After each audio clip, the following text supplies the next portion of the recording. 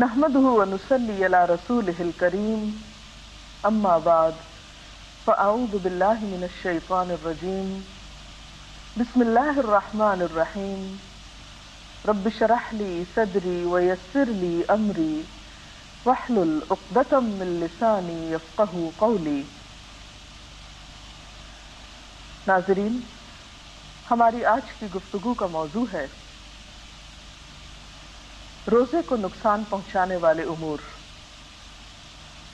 یعنی وہ کون سے کام ایسے ہیں، کون سی چیزیں ایسی ہیں کہ جن کے کرنے سے روزہ یا تو ٹوٹ جاتا ہے، ختم ہو جاتا ہے، یا پھر مکروہ ہو جاتا ہے۔ سب سے پہلی بات اس ضمن میں یہ ہے کہ کوئی بھی چیز اگر انسان جان بوجھ کر اپنے حلق سے اسٹمک تک لے جائے تو اس سے روزہ ختم ہو جاتا ہے۔ اسی طرح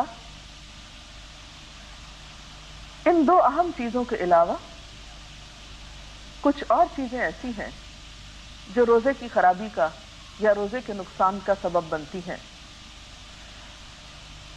ان میں مثلاً کان اور ناک میں اس طرح دوا ڈالنا کہ اس کا اثر حلق سے نیچے تک چلا جائے، یا وہ دوا کان اور ناک کے راستے سے حلق کو پار کرتی ہوئی معدے تک پہنچ جائے۔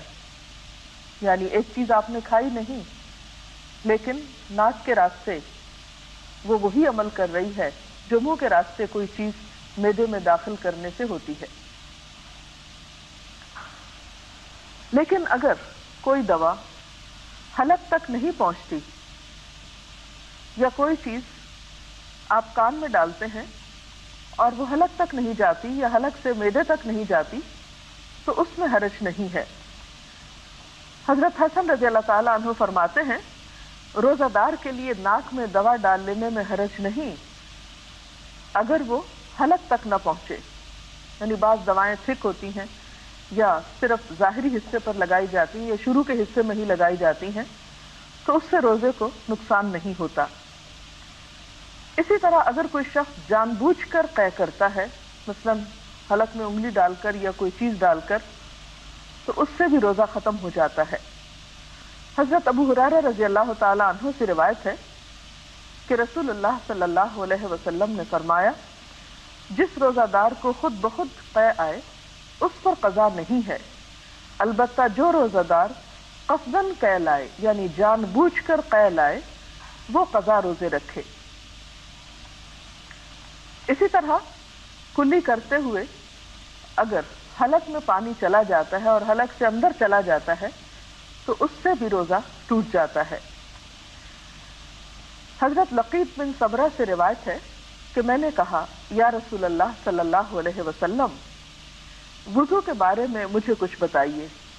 آپ نے فرمایا وضو پورا کرو، انگلیوں کے درمیان خلال کرو اور ناک میں اچھی طرح پانی ڈالو، لیکن اگر روزہ ہو تو پھر ایسا نہ کرو، کیونکہ اس میں اندیشہ یہ ہے کہ پانی حلق سے معدے میں پہنچ جائے گا۔ اسی طرح کوئی ایسی چیز انسان نگل لے جو عادتاً کھائی تو نہیں جاتی لیکن نگل کر معدے تک پہنچ جاتی ہے تو اس سے بھی روزہ ٹوٹ جاتا ہے۔ مثلاً کسی قسم کی کوئی لکڑی یا لوہے کا کوئی ٹکڑا یا کوئی کچا دانہ وغیرہ، یعنی وہ چیزیں جو عام طور پر کھانے کے لیے استعمال نہیں ہوتی لیکن انسان ان کو حلق تک لے جاتا ہے اور وہاں سے معدے تک وہ پہنچ جاتی ہیں، تو ایسی چیزیں بھی روزے کو فاسد کر دیتی۔ اسی طرح بعض اوقات انسان اگر بھول کر کچھ کھا پی لیتا ہے اور وہ پھر یہ سمجھے کہ اب روزہ تو ختم ہی ہو گیا اور پھر جان بوجھ کے کچھ ساتھ شامل کر لے تو اس سے بھی روزہ ٹوٹ جاتا ہے۔ یعنی صرف بھول کر کھانے سے تو روزہ نہیں ٹوٹتا، لیکن کچھ بھول کر کھایا ہو اور کچھ اور ساتھ شامل کر لیا جائے تو اس سے روزے کا نقصان ہو جاتا ہے۔ پھر اسی طرح دن باقی ہو اور انسان یہ سمجھے کہ شاید سورج غروب ہو چکا ہے اور کچھ کھا لے، یا کوئی اور آواز سن رہا ہو اور اسے شبہ یہ ہو کہ شاید مغرب کی اذان ہو رہی ہے، اور اس طرح وہ کچھ کھا لے اور یہ خواہ 5 منٹ پہلے بھی افطار کے ہو، تو اس سے بھی روزہ ختم ہو جاتا ہے، اس روزے کی بھی قضا دینا ہوگی۔ پھر اسی طرح ہم دیکھتے ہیں کہ ان تمام چیزوں سے جب روزہ ٹوٹتا ہے تو وہ روزہ جو جان بوجھ کے توڑا جاتا ہے بغیر کسی عذر کے، اس میں صرف قضا ہی نہیں، اس کا کفارہ بھی ہوتا ہے۔ اس کا کفارہ کیا ہے؟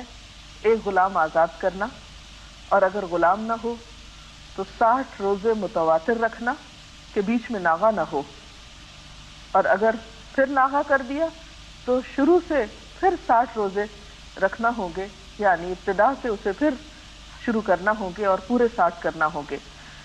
اور اگر کسی شخص میں یہ استطاعت نہ ہو تو پھر 60 مسکینوں کو 2 وقت پیٹ بھر کر کھانا کھلائے، تو یہ جان بوجھ کر توڑنے والے روزے کا کفارہ ہوگا۔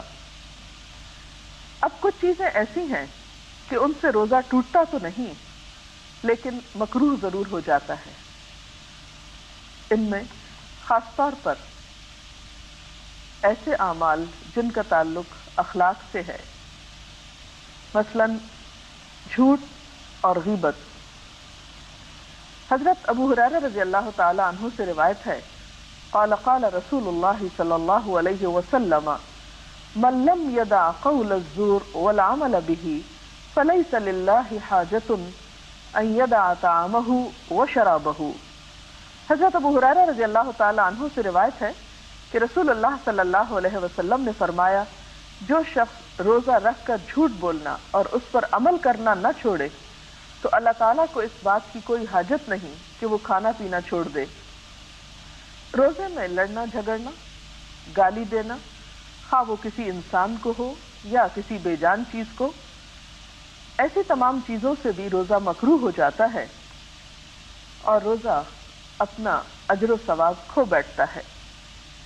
اس سلسلے میں حضرت ابو ہریرہ ہی کی روایت ہے، عن ابی ہریرہ قال قال رسول اللہ صلی اللہ علیہ وسلم لیس الصیام من الاکل والشرب انما الصیام من اللغو والرفث فإن سابك أحد أو جهل عليك فلتقل إني صائم إني صائم۔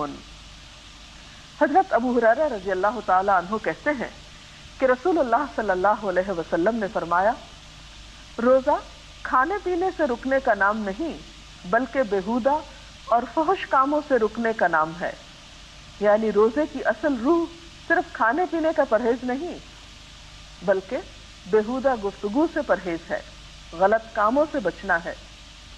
لہذا اگر روزہ دار سے کوئی گالی گلوچ کرے یا جہالت سے پیش آئے، یعنی لڑائی جھگڑا کرے، تو اسے کہہ دینا چاہیے میں روزے سے ہوں، میں روزے سے ہوں۔ اگرچہ اس بات کا اہتمام رمضان میں بطور خاص کرنا چاہیے، لیکن عام دنوں میں بھی اہل ایمان کی صفت قرآن پاک میں جو بتائی گئی ہے وہ کیا ہے کہ وَإِذَا خَاطَبَهُمُ الْجَاهِلُونَ قَالُوا سَلَامًا، کہ جب کچھ لوگ ان سے جہالت برتتے ہیں، جاہل ان سے کلام کرتے ہیں تو وہ کہہ دیتے ہیں سلام ہو تم پر۔ تو اس سے پتہ چلتا ہے کہ روزے میں اصل تربیت جس چیز کی مقصود ہے وہ انسان کا اخلاق اور کردار ہے، اور جہاں تک کھانے پینے کے چھڑانے کا تعلق ہے تو اس سے بھی اصل غرض یہی ہے کہ انسان کو ایک تربیت دی جا سکے۔ اس کے علاوہ کچھ چیزیں ایسی ہیں کہ جن کو اگر بلا ضرورت کیا جائے تو اس سے بھی روزہ مکروہ ہوتا ہے، مثلا کوئی نمک وغیرہ چکھ کر یا کوئی بھی چیز چکھ کر تھوک دینا جبکہ اس کی کوئی خاص ضرورت نہ ہو۔ اس کے ساتھ ہی مناسب معلوم ہوتا ہے کہ کچھ ایسی چیزوں کا بھی ذکر کر دیا جائے کہ جن سے نہ تو روزہ ٹوٹتا ہے اور نہ ہی مکروہ ہوتا ہے، لیکن عام طور پر لوگوں کے دل میں بار بار سوال اٹھتے ہیں کہ کیا ہمارا یہ عمل درست ہے؟ ان میں سب سے پہلی چیز مسواک ہے۔ مسواک کرنے سے روزہ ٹوٹتا بھی نہیں اور مکروہ بھی نہیں ہوتا۔ ایک حدیث میں آتا ہے عن عامر ابن ربیعہ قال رأيت النبي صلى الله عليه وسلم يستاك وهو صائم ما لا احصي او اعد. حضرت عامر بن ربیعہ کہتے ہیں میں نے نبی صلی اللہ علیہ وسلم کو روزے کی حالت میں اتنی مرتبہ مسواک کرتے دیکھا کہ گن نہیں سکتا. اس سے ایک اور خاص بات یہ پتہ چلتی ہے کہ روزے کی حالت میں بطور خاص اپنے منہ کی صفائی کا دھیان رکھنا چاہیے، کیونکہ روزے سے منہ میں ایک خاص بسام پیدا ہوتی ہے جو بعض اوقات دوسروں کے لیے تکلیف کا سبب ہو سکتی ہے. اسی لیے ہم دیکھتے ہیں کہ نبی صلی اللہ علیہ وسلم عام دنوں میں بھی مسواک کا بہت اہتمام کرتے، لیکن روزے میں بطور خاص. اسی طرح آنکھوں میں سرما ڈالنے سے یا سر میں تیل لگانے سے بھی روزے پہ کچھ اثر نہیں پڑتا. قال ابن مسعود اذا كان صوم احدكم فليصبح دهينا مترجلا. حضرت عبداللہ بن مسعود فرماتے ہیں کہ جب تم میں سے کوئی روزہ دار ہو تو اسے تیل کنگھی کر لینا چاہیے، یعنی اپنی حالت سنوار کر رکھنا چاہیے. اسی طرح خوشبو سونگھنے سے، کوئی پرفیوم وغیرہ کی سونگھنے سے یا لگانے سے روزہ نہیں ٹوٹتا. گرمی کی پیاس اور موسم کی شدت کی وجہ سے اگر کوئی شخص بار بار نہاتا ہے یا سر پہ پانی ڈالتا ہے تو اس سے بھی روزے پر اثر نہیں پڑتا. حضرت ابو بکر بن عبد الرحمن کہتے ہیں کہ نبی صلی اللہ علیہ وسلم کے صحابہ میں سے کسی نے کہا کہ میں نے آپ صلی اللہ علیہ وسلم کو دیکھا کہ آپ روزے میں گرمی یا پیاس کی وجہ سے سر پہ پانی بہا رہے تھے. اور آپ جانتے ہیں کہ عرب کی گرمی جو ہے وہ ہمارے ہاں کی گرمی سے بہت شدید ہوتی ہے اور گرمیوں کے روزے کافی سخت ہوتے ہیں. تو ایسی صورت میں اگر انسان اپنے روزے کی شدت میں کمی کے لیے کچھ پانی کا استعمال کرتا ہے جو حلق کے اندر نہیں جاتا، نہیں اترتا، تو حرج نہیں. اسی طرح اگر انجیکشن لگوانا پڑے جس میں دوا ہو اور وہ دوا اسٹمک تک نہ جائے تو اس میں بھی حرج نہیں. جب کوئی بھول کر کھا پی لے تو اپنا روزہ پورا کرے، کیونکہ اللہ تعالیٰ نے اسے کھلایا پلایا ہے. اسی طرح اگر حلق میں بے اختیار دھواں یا گرد و غبار یا مکھی وغیرہ چلی جائے جس میں انسان کا اپنا کوئی ارادہ نہ ہو تو اس سے بھی روزے پہ اثر نہیں پڑتا. اسی طرح کان میں نہاتے ہوئے پانی چلا جائے اور انسان کا کوئی ارادہ نہ ہو اس پانی کے اندر ڈالنے کا، اور کس کا ارادہ ہو سکتا ہے کان میں پانی ڈالنے کا سوائے کسی ناسمجھ کے، تو ایسی صورت میں بھی روزے پر کوئی اثر نہیں پڑتا. اگر خود بخود قے آ جائے تو اس میں بھی حرج نہیں. اسی طرح دانتوں سے اگر خون نکلے مگر حلق میں نہ جائے تو بھی روزے میں خلل نہیں آتا. اسی طرح اگر کوئی شخص غسل کی ضرورت رکھتا ہے لیکن پہلے سحری کھا لیتا ہے اور بعد میں نہاتا ہے تو بھی روزے پر اثر نہیں پڑتا. انسان کے منہ میں جو لعاب دہن ہے اگر وہ حلق سے معدے تک چلا جائے تو اس سے بھی روزے کو نقصان نہیں ہوتا. پشنا لگوانے کے بارے میں نبی صلی اللہ علیہ وسلم کا طرز عمل کچھ یوں پتہ چلتا ہے. بخاری کی روایت ہے، حضرت ابن عباس کہتے ہیں کہ آپ صلی اللہ علیہ وسلم نے روزے کی حالت میں پشنے لگوائے. اور پشنے کیا ہوتے ہیں کہ علاج کے طور پر سوئی سے یا بلیڈ سے یا استرے سے جسم کے حصے کا کچھ خون نکالا جاتا ہے جو کہتے ہیں کہ گندا خون ہوتا ہے اور اس کے نکالنے سے صحت ہوتی ہے. تو ایسے عمل سے بھی روزہ نہیں ٹوٹتا. اسی طرح اگر کوئی شخص بلڈ ڈونیٹ کرنا چاہتا ہے کسی ایمرجنسی کی صورت میں اور اس کے لیے جسم میں نیڈل ڈالنے کی ضرورت ہے تو اس سے بھی روزے پر اثر نہیں پڑتا. بہرحال یہ کچھ امور تھے جو روزے کی صحت سے متعلق تھے. اللہ تعالیٰ سے دعا ہے کہ وہ ہمیں اس طرح رمضان گزارنے کی توفیق دے کہ واقعی ہمارے روزے اور باقی عبادات اس کے ہاں مقبول ہوں. اس کے ساتھ ہی ہمارے آج کے پروگرام کا وقت ختم ہوتا ہے. اجازت چاہتے ہیں. اللہ حافظ.